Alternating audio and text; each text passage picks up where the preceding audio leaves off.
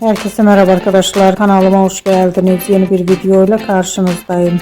Başarılı ve karizmatik oyuncumuz Can Yaman'ın havalarında yeni görüntüler geldi.